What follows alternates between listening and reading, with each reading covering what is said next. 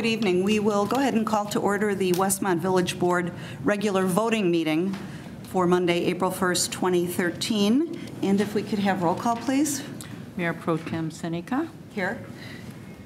Trustee Emery, or the clerk's here, I should say. Trustee Emery is absent tonight. Trustee Fleming. Here. Trustee Klebanow. Here. Trustee Nero. Here. Trustee Scott. Here.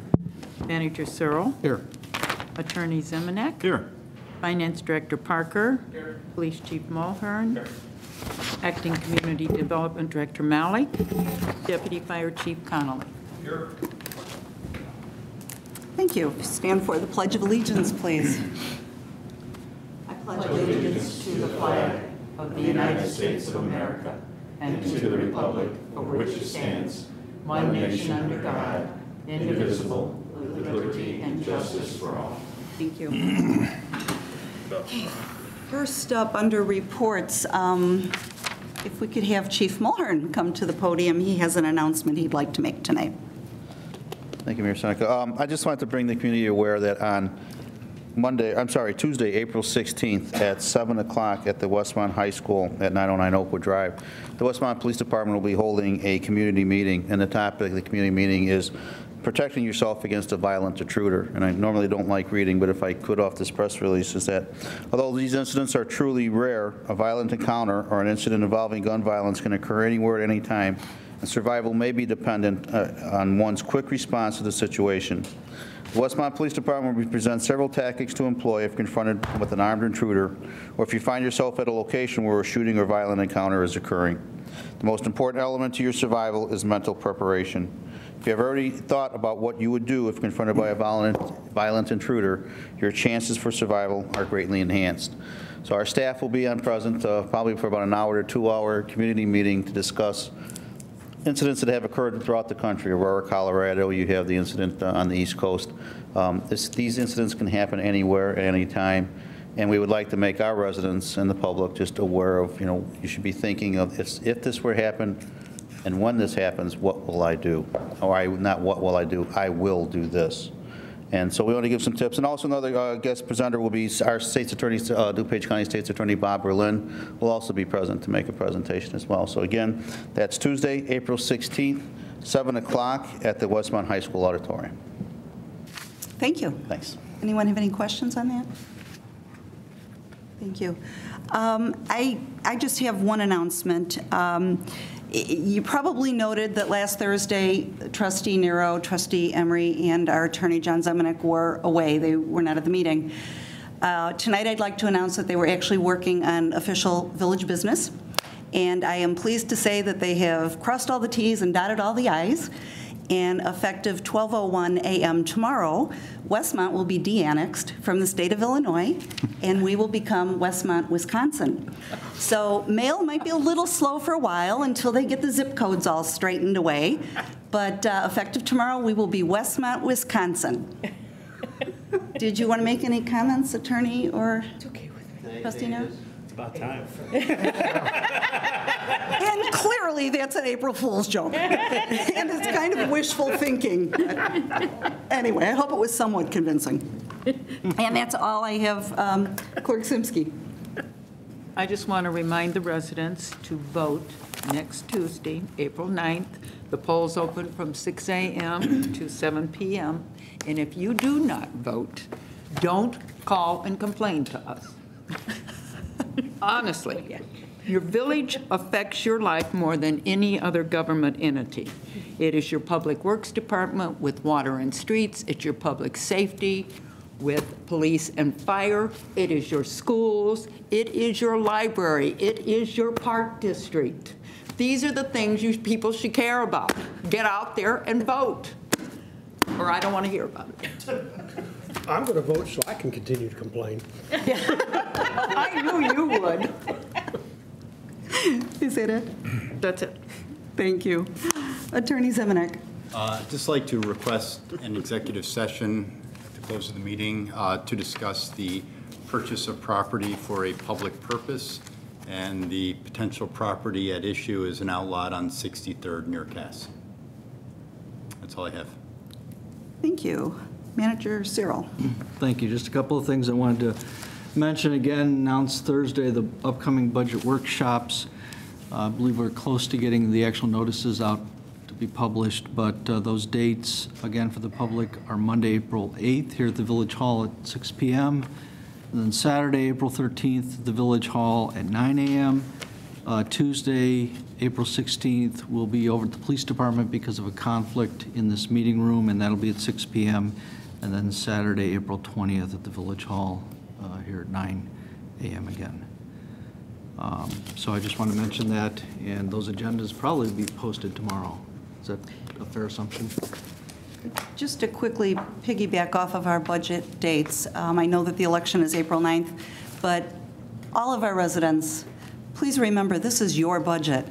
This is your community. So we would really like to see some residents here and hopefully to participate. We can use everyone's input. So hopefully we will see some people, and especially the candidates.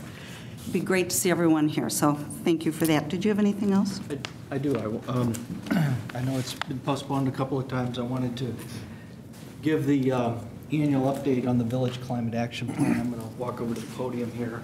Got a PowerPoint, a brief one.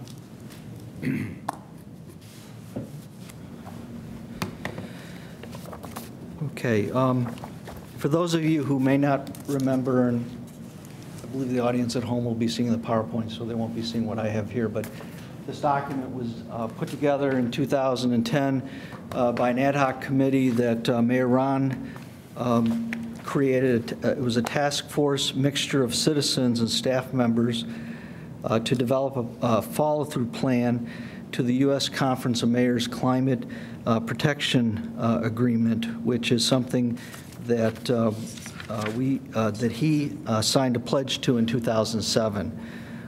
The members of that committee included former Environmental Improvement Commission Chair George Hamper and Commission member Glenn Gabriel, resident Robin Reed, who was active at the time in the local Sierra Club chapter, and then we had various staff members, myself included, our finance director, our public works director, our facilities manager, our water supervisor, as well as our public relations person. We're all involved in this task force that met for a number of months.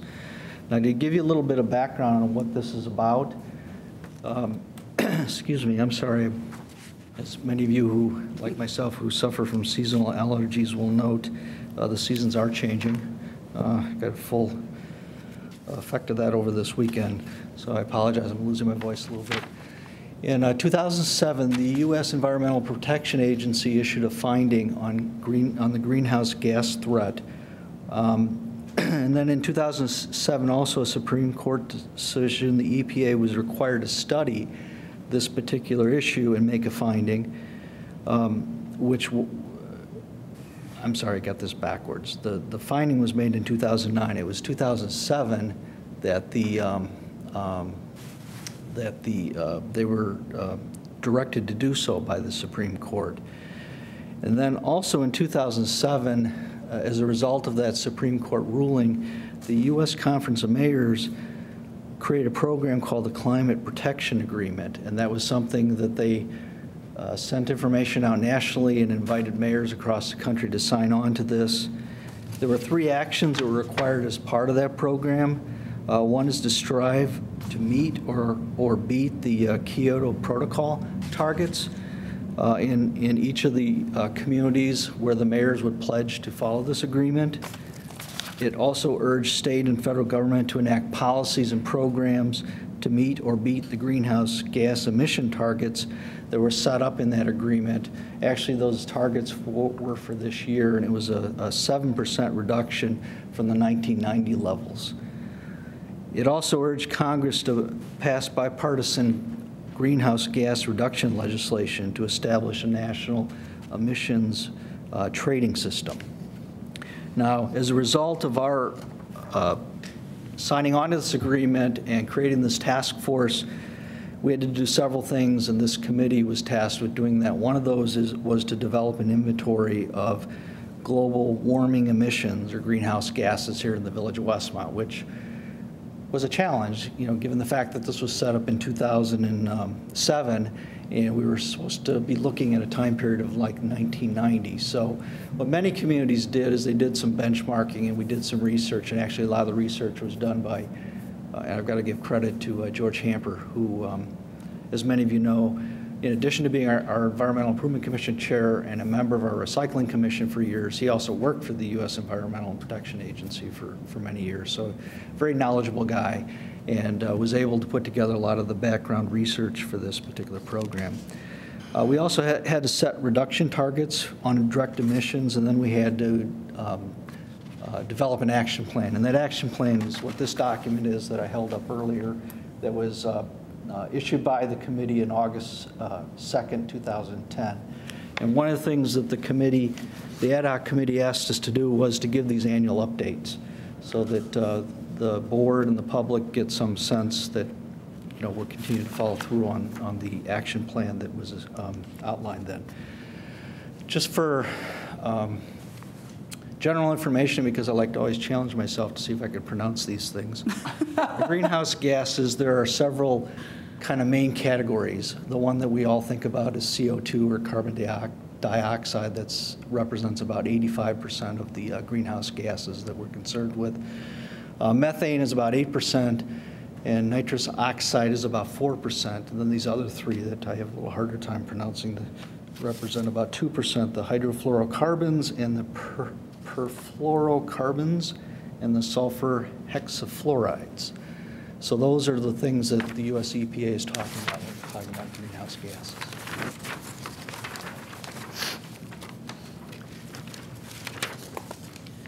So going back to the US mayor's city strategies, they, in their climate action plan, they had a number of specific things that they talked about, and I touched on a couple of those things kind of more in more general concept a few minutes ago. One is the inventory emissions. One is to adopt and enforce land use policies. And some of that relates to some of the work that the board did this year, even with the comprehensive plan and our zoning code, and making sure things are up to date. There's always upgrades in the various building codes, too, that we'll be looking at in the future that address some of these environmental concerns. Promoting transportation options, like alternate forms of transportation that don't generate greenhouse gases.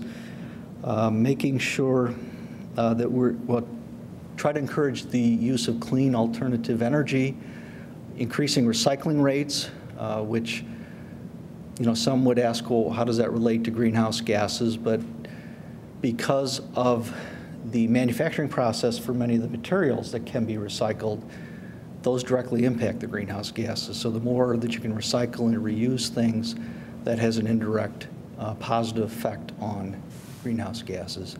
And then maintaining healthy urban forests, which we know we've had many discussions in the last couple budget years about our own struggles, and many communities are with the emerald ash borer, but again, keeping our forests robust is another way to help with breaking down the greenhouse gases. And then a public education component.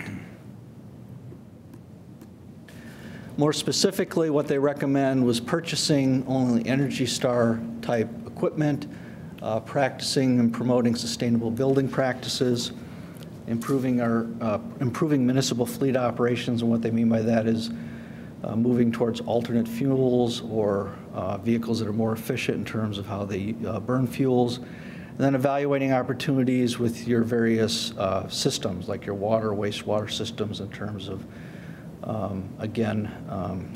trying to be more environmentally friendly, increase recycling rates, and again, some of these already mentioned in the last slide. So our plan was developed, and the ad hoc committee came up with two broad categories. One was municipal strategies, and the other was community strategies. And I'm just going to touch briefly on these headings, and then I'm going to give you some more specific examples of what we've done here this last year to try to continue in the spirit of this, carrying out this action plan. Under the municipal headings, the general categories are transportation, buildings, solid waste, things that are industry related, so related to the various operations in the municipal realm or the public sector, I should say, and then adaptation of policies and practices that the community can do to try to promote less use of greenhouse gases. And then community strategies, some of these mirror each other, but they go into more detail in the plan. But they also include transportation, buildings, solid waste, industry, and adaptation. And if you go and read the plan, which I believe is on our website, there's a much more detailed breakdown under those subcategories. And you can see there are various differences between the municipal side and the public or the community side. So under the municipal strategies, kind of giving a report on what we have done over the past year, we adopted a number of years ago an anti-idling policy for our municipal vehicles. That's something that we continue to try to promote and reemphasize with our various departments. We know, and I won't mention specifically, but we've had some recent experiences where we've had to remind our departments that this is a policy that is in effect, and it is something that we need to continue to try to follow the specifics of. Fuel economy is something that we worked very hard on. As the board knows, you adopted a fleet replacement program a few years ago, and I know some of the public concern has been about the upgrades in our fleet, but one of the things that we've been able to do is to purchase vehicles that are much more efficient, energy efficient. We've switched all of our truck and utility vehicles over to biodiesel, which is something that didn't exist before we started replacing the fleet that was getting rather old. We have all of our police department vehicles have E85 fuel capacity at this point, and our 2012 diesel trucks have a separate diesel exhaust fluid injection module, which contains about 32% more area to convert some of those greenhouse gases to gases that are less environmentally negative in terms of their impact. Building and energy audits is another area, and I know the board, particularly through our Public Works Committee, you've heard regular updates on the efforts that our facilities division has been making in this area, and we have made great strides. In the last year, we have purchased a couple of Energy Star efficient furnace and HVAC units over the water division. We've gone through, and a lot of this has been, or all of this has been paid through with grant fundings. We've converted all of our T12 bulbs and ballasts to T8 in the Public Works facilities and our fire headquarters. These were the last two areas in this last year that we were able to finish. We started some of this in the prior year. And we got funding from DECIO and through an ICE grant program for that. We also replaced 250-watt metal halide fixtures and pulse start ballasts to T8 32-watt bulbs and fixtures at our 500 North Cass apparatus bay. Again, these are more efficient devices and save energy. We also completed this past year a natural gas energy audit. We identified 4 particular non-franchise accounts, and what I mean by that is ones that we aren't getting free therms for through our NICOR gas. And those are now, they've been identified and we're eligible to go out in the competitive marketplace and buy aggregate fuel for that. In solid waste, we continue to have a very strong and robust office paper recycling program. As the board knows, because you have tablets now, and we've converted to the new web-based agenda system, which we are still working out some of the bugs on, but we feel like we're making strides in getting everything done or converted over electronically. Internally, I think the departments have really embraced the use of the Google Apps, and I always call it Google Docs, but now it's Google Apps technology. And we found that to be a great resource saver in terms of being able to not print a lot of paper with the collaboration ability of that particular application, or those applications, I should say. In kind of the industry category that we were talking about earlier, in the public works area, we continue to use 2 different de-icing agents that are less corrosive than our regular road salt. This is, and some of these we talked about last year, the beet juice, and there's a Geo Melt blend that we also use. In the sign shop, they continue to use a soy-based graffiti remover. It's a less harsher chemical, and they also use a water-based soluble traffic paint that we didn't use a few years ago. Also under the adaptation category, we talked a little bit about this already, the forestry aspect of it, and the board, as you know, at the public works level, we developed this cost-sharing program to help try to more aggressively replace some of our trees this past year and try to make that a higher priority in this past budget to replace some trees. But again, that's something that continues to challenge us in these difficult economic times, is to come up with funding to keep our program aggressive. I have to say, over the decades, we've had a very aggressive program going back into the 80s, but obviously in more recent fiscally challenging times, it's been a little more difficult. And then the community strategies part of it, again, there's some really nice things that we've done in the last year or so with this that I think our residents, if they don't already know about, should know about, and one in particular is the electric aggregation program. As you know, we got an award, a recognition from the local Sierra Club here recently because we bid out our electric supply with Downers Grove. We felt we got a better price by doing it and partnering with them. We achieved about a 40% on average savings for our residents and small businesses with that program, and we were also able to commit to what is called renewable energy certificates, and we did 100% portfolio for that.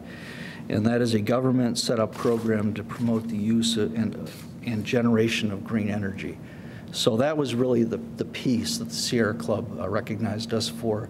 They felt like just doing that alone, we probably achieved close to that 7% reduction in green gas emissions. And of course, in all of these things, I should mention that, and this is part of the action plan, was a continued public information program, and we continue to do that through the newsletter and through, well, of course, the New Neighbors publication is replacing that, and the calendar, as well as our website and press releases and any other, the other types of social media platforms we have too. Under solid waste, this past year, we partnered with the county and did a shredding event, and it was one of their more successful events, whereas they originally were talking about moving this around to other locations. They're actually thinking about maybe coming back here again this year because it was so successful. We initiated and had the Holiday Lights Recycling Program that collected 624 pounds of holiday lights, so those were recycled. We continued our electronics recycling program, which runs May through December. And our new waste contract program, I think this is something we haven't talked about in a while, but I'm sure you want to know that the larger toters has resulted in about a 13% monthly increase in the tonnage of recycling based on statistics that we've gotten recently from Waste Management. So, you know, that's a pretty good increase. It could still grow, and we're going to continue to promote that. But, you know, I think that's important to note that program has been successful.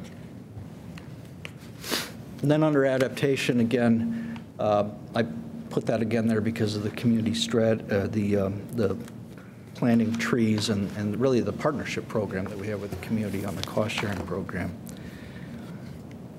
And then the other adaptation aspect is we continue to partner with organizations like the DuPage Water Commission and the American Water Works Association on water conservation strategies, our rain barrel program, our annual water main replacement program, promoting and hosting a Fix a Leak Week, and then the various educational materials that we try to regularly get out to the residents regarding not recycling, but trying to reduce your use of water and try to be more environmentally conscious of that impact of that very, very precious resource. Questions or comments? That is an update for 2012. It's amazing how much we continue to try to conserve. And we don't even have the Environmental Commission anymore, which hopefully someday we could be in a position to restart, get more public involvement in it. But it's amazing on how the staff has worked hard on keeping this type of a program of conservation Yes. and looking out for the public's best interest money-wise. Yeah, it's nice to see Nice to see it happen. Nice Well, to thank see you, and the that was success. really one of the goals that we talked about at the conclusion of that ad hoc committee, is we didn't want to lose sight of the fact that despite that group going away, the environment is more and more important and grows more important every day, as we know. So that is something we'll continue to work diligently at. Thanks to the manager for doing a good job. Yes, thank you. you. And thank you to the committee and to staff. I was going to say, I need to thank the staff a lot on a lot of those things. And even the residents for And the using those residents. big And the toters residents. and filling them with. Absolutely. Yeah. Yeah, the residents, too. And then the other, the last thing I think under my report was we were going to pull out of the consent agenda or talk about the proclamations. And I know we have one organization here tonight, and we have a proclamation for Holy Trinity recognizing 75 years. Yes. Shall we do that one first? I think we Fine with should. me.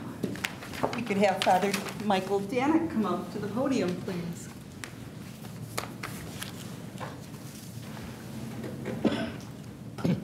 This is indeed an honor for me to be able to do this, and many of our board members, as you know, belong to Holy Trinity. Yes. So, looking good tonight. So we have a proclamation this evening for Holy Trinity Church, 75th anniversary, and I'll just read it quickly. Whereas Holy Trinity Church is celebrating its 75th anniversary during 2013. Whereas Westmont residents were originally served by the Downers Grove St. Joseph's Parish, whereas St. Joseph's Reverend Aeneas B. Goodwin saw a great need for a separate Westmont parish and appealed to the Archbishop of Chicago, George Cardinal Mundelein, found a Westmont mission in 1923, whereas the first Mass was offered in the Westmont Parish on Christmas Day, 1923, whereas the Gregg House, built in 1872 by prominent businessman William L. Gregg, served for 37 years as Holy Trinity Rectory, whereas in the summer of 1940, a small colonial-style church was started and ready for Christmas Day services, whereas the small colonial-style church was used continually until 1989, when it was raised to prepare for construction of the present church, which was dedicated on December 5th, 1992. And whereas for the past 75 years, the mission and activities of Holy Trinity Church have been maintained by its committed and dedicated members.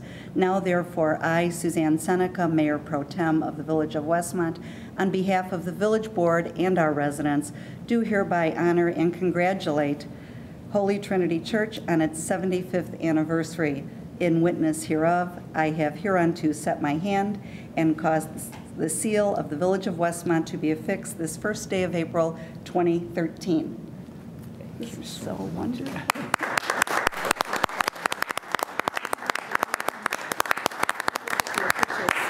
Do you want to say a few words? Sure. Quick homily? Yep, no, just a few words. Thank you very much for this great honor, and it is an honor, but just before I go into a specific thank you, I'm happy to be here because it's good to sit in the last row. Usually, I have to sit up front. And I never get the opportunity to sit in the last row, so I'm honored to do that. And secondly, to say that I would have been here right at 7 o'clock, but a train stopped me. So everyone uses that excuse to me. You know, whenever they come to church, they say, I got stopped by a train. Now, figure that out because we're on the other side of the tracks. So I guess I can't use that. But it is indeed an honor to be recognized in this way. And we at Holy Trinity like to think of ourselves as a very welcoming community, a very generous and kind community, and a very responsible community. And I think that fits into the spirit of this village of Westmont. I think Westmont is very welcoming, very hospitable, very generous to its residents, and very responsible, all of you who do so much to provide for all the residents and the people who come and visit here. And so I cannot but think how fortunate we are to be part at the parish of this wonderful village. So on behalf of all our parishioners, and especially on behalf of myself, thank you very much for this honor. Thank you. Thank you, Father. Thank you.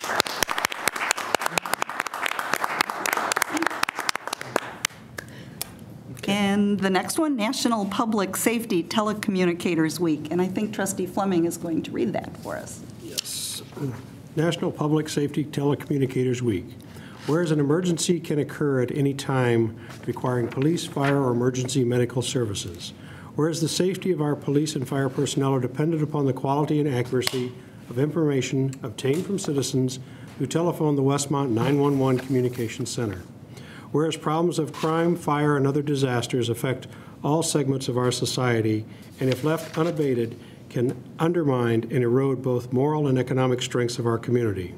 Whereas public safety telecommunicators are first contact for our citizens with emergency services. Whereas public safety telecommunicators serve as a vital link for our police officers and firefighters by monitoring their activities by computer and radio, providing them information they need to perform their duties and ensuring their safety.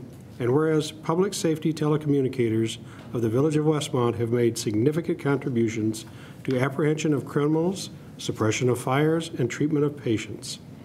Now therefore be it resolved that Suzanne Seneca, Mayor Pro Tem, the Village of Westmont, do hereby proclaim the week of April 14th through April 20th, 2013 as National Public Safety Telecommunicators Week, and call upon all citizens and civic organizations in Westmont to acquaint themselves with the issues involved in providing our 911 communication services and to recognize diligence and professionalism of and the contributions which our telecommunicators make every day to our health, safety, comfort, and quality of life. A witness thereof, under her hand, set to and cause the seal of the Village of Westmont affixed the 1st of April, the year of our Lord, 2013. Thank you. And the last is DuPage County River Sweep. And that will be Trustee Nero. That's near and dear to his heart. All right. DuPage County River Sweep Proclamation. Whereas the Village of Westmont recognizes that ongoing stream cleaning is essential to preserve the waterways of DuPage County in northeastern Illinois. And whereas the DuPage County River Sweep is a countywide stream cleanup held just prior to American Rivers Month in June. And whereas the purpose of the river sweep is to encourage citizens and volunteer groups to sweep our rivers clean by picking up debris in and along our waterways. And whereas stream cleaning efforts have been highly successful with more than 8,180 volunteers removing more than 210 tons of solid waste from DuPage County streams since 1991. And whereas the Mayor and Board of Trustees of the Village of Westmont congratulate the Conservation Foundation on 22 successful years for this event. And now, therefore, be it proclaimed that all residents of the Village of Westmont are encouraged to make a difference in the quality of water in the area and are further urged to support and participate in the DuPage County River Sweep 2013 on Saturday, May 18th, 2013. In witness whereof, I have hereunto set my hand and caused the seal of village to be affixed this first day of April of the year of our Lord, 2013. Thank you. And we will be cleaning up. Do we have a location? St. Joseph Creek? Again, great. Well, yes. It's a lot of fun. I know May Trustee Scott was out there, Trustee Klebanow. It was a lot of fun to do that, I so. got there late, but I did manage to help a couple things. Yeah, a couple shopping carts, a couple bikes. plastic Oh, we got boat. some interesting things out of that creek. We'll save some stuff for her.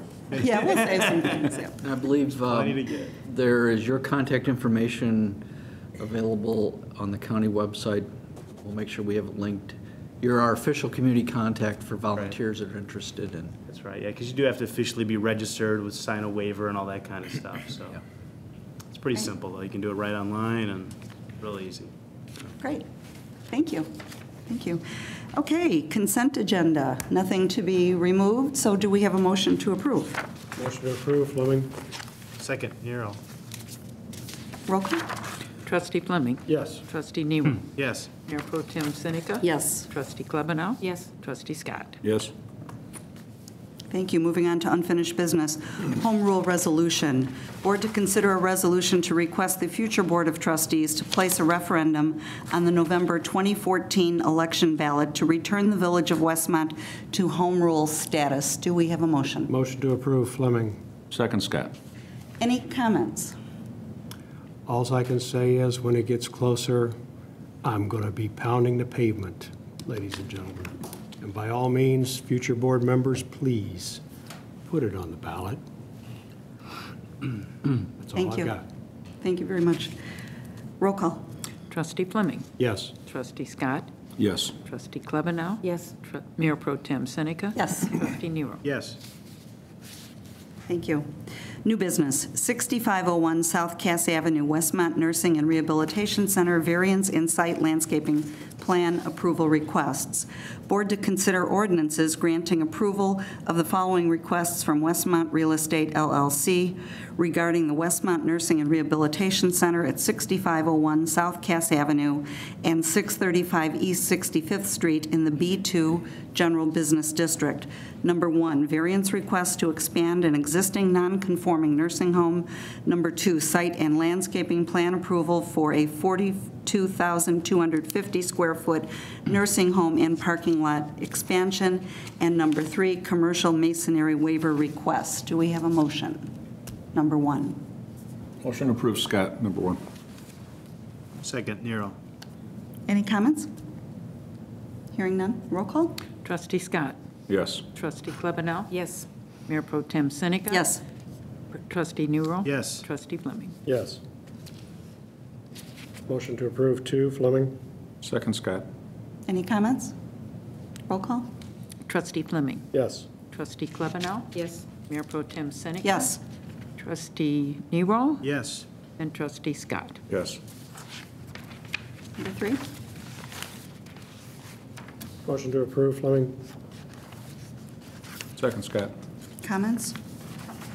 Roll call? Trustee Fleming. Yes. Trustee Scott. Yes. Trustee Klebanow. Yes. Mayor Pro Tem Seneca. Yes. Trustee Nero. Yes. Thank you. 1170 35th Street, Heartland Commercial Incorporated, variance and site landscaping plan approval request. Board to consider ordinances approving the following requests from Heartland Commercial Incorporated to construct a parking lot for the Quail Ridge Office Center in the OR Office Research District. Number one, zoning code variance to reduce the required front, side, and rear setbacks for the proposed parking lot. And number two, site and landscaping plan approval. Do we have a motion on one? Motion to approve, Scott, one. Second, Nero. Comments? Roll call? Trustee Scott. Yes. Trustee Klebanow. Yes. Trustee Emery. Oh, I'm sorry, Fleming. She's not here. Trustee Nero. Yes. Mayor Pro Tem Seneca. Yes. Number two. Motion to approve, Scott, two. Second, Nero. Any comments? Roll call? Trustee Nero. Yes. Trustee Fleming. Yes. Trustee Seneca. Yes. Trustee Klebanow. Yes. Trustee Scott. Yes. Thank you. 6320 South Cass Avenue, J.P. Morgan Chase, special uses and variance request. Board to consider ordinances approving the following requests from J.P. Morgan Chase to operate a bank in the C1 Commercial Business District. Number one, zoning code variance to increase the number of allowable signs and to increase the maximum gross square footage of signage. Number two, special use permit to operate a bank with an accessory drive-in facility and to operate on-premises ATMs. Do we have a motion on one? Motion to approve, Fleming? Second, Scott. Comments? Roll call? Trustee Fleming? Yes. Trustee Scott? Yes. Trustee Klebanow? Yes. Mayor Pro Tem Seneca? Yes. Trustee Nero? Yes. Number 2? Motion to approve, Scott. 2. Second, Fleming. Comments? Roll call? Trustee Scott? Yes. Trustee Klebanow? Yes. Mayor Pro Tem Seneca? Yes. Trustee Nero? Yes. Trustee Fleming? Yes. Extension of site development agreement. We have a request to postpone this, so a motion to postpone, please. Motion to postpone, Fleming. Second, Scott. Questions, comments? Roll call? Trustee Fleming? Yes. Trustee Scott? Yes. Trustee Klebanow? Yes. Mayor Pro Tem Seneca? Yes. Trustee Nero? Yes. Thank you. IDOT traffic signal agreement. Board to consider an ordinance approving an agreement with the Illinois Department of Transportation, IDOT, to participate in the traffic signal upgrade project on US 34 Ogden Avenue. Do we have a motion? Motion to approve, Scott. Second, Nero. Any comments? Roll call? Trustee Nero? Yes. Trustee Fleming? Yes. Mayor Pro Tem Seneca? Yes. Trustee Klebanow? Yes. Trustee Scott? Yes. Thank you. Engineering agreement, supplemental services CMAQ sidewalk project. Board to consider an ordinance approving a supplemental services agreement with Burns & McDonnell for the construction of PH3 engineering services for the motor fuel tax funds in the 2008 CMAQ sidewalk project. Motion to approve, Fleming. Second, Scott. Questions? Roll call? Trustee Fleming? Yes. Trustee Nero? Yes. Mayor Pro Tem Seneca? Yes. Trustee Klebanow? Yes. Trustee Scott? Yes. Thank you. Construction engineering services, Phase 3, 60th Street Stream Bank stabilization. Board to consider an ordinance approving an agreement with Burns & McDonnell for the construction, Phase 3, engineering services for the 60th Street Stream Bank stabilization project. Motion? Motion to approve, Scott. Second, Nero. Questions? Roll call? Trustee Scott? Yes. Trustee Klebanow? Yes. Mayor Pro Tem Seneca? Yes. Trustee Fleming? Yes. Trustee Nero? Yes. Professional engineering services agreement, Baxter and Woodman. Board to consider an ordinance approving an agreement with Baxter and Woodman Incorporated to perform design, Phase 2, and inspection, Phase 3, professional engineering services related to the South Tower repainting project. Do we have a motion? Motion to approve, Fleming. Second, Nero. Comments? Roll call? Trustee Fleming? Yes. Trustee Nero? Yes. Mayor Pro Tem Seneca? Yes. Trustee Klebanow? Yes. Trustee Scott? Yes. Thank you. Comcast 5-year contract for 40 MB internet fiber connection. Board to consider an ordinance approving a 5-year agreement with Comcast to provide a 40 MB fiber connection to the village of Westmont for internet services. Do we have a motion? Motion to approve, Scott. Second, Nero. Comments? I know we had some questions on Thursday night. Yes. We have Glenn Wilgeberg here to address them. Thank you. So I guess one of the comments was the out clause with the 5-year agreement, and it works very similar to what we have with the copiers, where if you do want to get out of the contract early, you buy the contract out, so you pay out the remaining amount of the contract. As far as locking ourselves into a technology that may not be forward progressive, Comcast offers up to a 10 gigabit connection to the internet. We're only asking for a 40 megabit connection, so there is plenty of growth. Also, if they come out with a new service or a lower cost service, we're able to renegotiate the contract in the middle of the contract to lower our costs. Same thing we do with our XO contract now that we're moving away from for our phone lines. We renegotiated the contract early on and took advantage of lower rates. So usually what happens is you just sign a new 5-year agreement which continues out from the date of entry with the lower cost. This is also part of a longer-term project that we have. We have point-to-point wireless systems in place right now that interconnect, street department, the fire department, and us to Downers Grove. Over the last 6 years, Comcast has been wanting a $20,000 connection fee to bring the fiber into the building. They've waived that now. And this will allow us, as those systems need to be replaced, we're going to be moving them over to a leased fiber connection instead of our own point-to-point wireless connections, which is probably a lot more reliable than our point-to-points. So at the end of the day, it's better service. It's a much At a lesser faster cost. service at slightly higher cost, but we're higher, more than tripling our speeds to the internet. much more which- efficient. Yeah. I mean, the increase is $100 a month. Oh. But we are reducing cable modems, so in fact, we are saving money. Great. Thank you. Any other questions for Glenn? Roll call. Trustee Scott. Yes. Trustee Klebanow. Yes. Mayor Pro Tem Seneca. Yes. Trustee Nero. Yes. Trustee Fleming. Yes. And we have nothing under miscellaneous this evening, so I will entertain a motion to adjourn to executive session for the purpose of purchase of property for public use. Motion to approve, Fleming. Second, Nero. Roll call? Trustee Fleming. Yes. Trustee Nero. Yes. Mayor Pro Tem Seneca. Yes. Trustee Klebanow. Yes. Trustee Scott. Yes. Thank you. We stand adjourned.